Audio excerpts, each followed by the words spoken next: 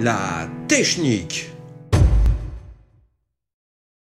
Pourriez-vous écouter votre professeur? La question qui vous préoccupe ici n'est pas du tout d'être attentif face à votre enseignant, mais de savoir si la terminaison du verbe écouter s'écrit à l'infinitif, c'est-à-dire ER, ou au participe passé, c'est-à-dire E accent aigu. Le problème principal étant qu'on entend le même son et. Pour ne pas vous faire attendre plus longtemps, je vous donne tout de suite la technique infaillible qui vous permettra de ne jamais vous tromper. Pour savoir si un verbe est au participe passé ou à l'infinitif, il suffit de le remplacer par un verbe du troisième groupe. Un verbe comme vendre, prendre, mordre, coudre, etc., etc., etc.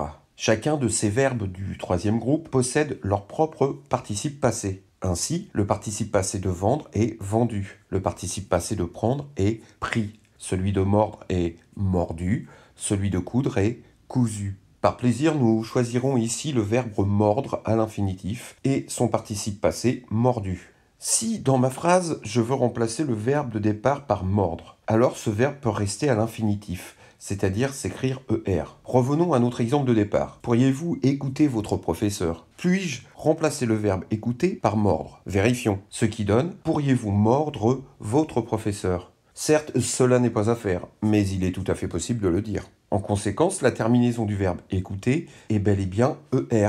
Le verbe reste donc à l'infinitif. Pour bien comprendre, prenons un autre exemple. Nous avons bien aimé la leçon. Puis-je remplacer par mordre? Ce qui donne nous avons bien mordre la leçon. Cela ne se dit pas et ne fonctionne pas du tout. Le verbe aimer ne peut donc pas s'écrire à l'infinitif, ne peut donc pas se terminer par ER. Par conséquent, il n'est pas à l'infinitif mais au participe passé. Il se termine par E accent aigu. Mais nous pouvons aller plus loin encore. Remplaçons aimer par le participe passé de mordre, ce qui est mordu. C'est-à-dire remplaçons aimer par mordu. Ce qui donne nous avons bien mordu la leçon. Certes, le sens de cette phrase est totalement absurde, mais cela peut grammaticalement se dire. Nous venons de vérifier une deuxième fois que le verbe aimer s'écrit bien au participe passé, qu'il se termine bien par E accent aigu. Prenons d'autres exemples si vous le souhaitez. Le patient a appelé l'infirmière. Je ne peux pas dire le patient a mordre l'infirmière.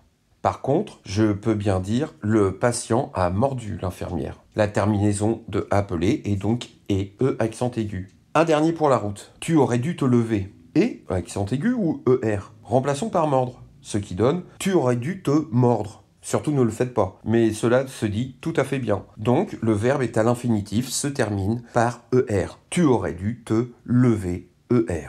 Eh bien merci à vous et bonne journée, et beau soleil à tous.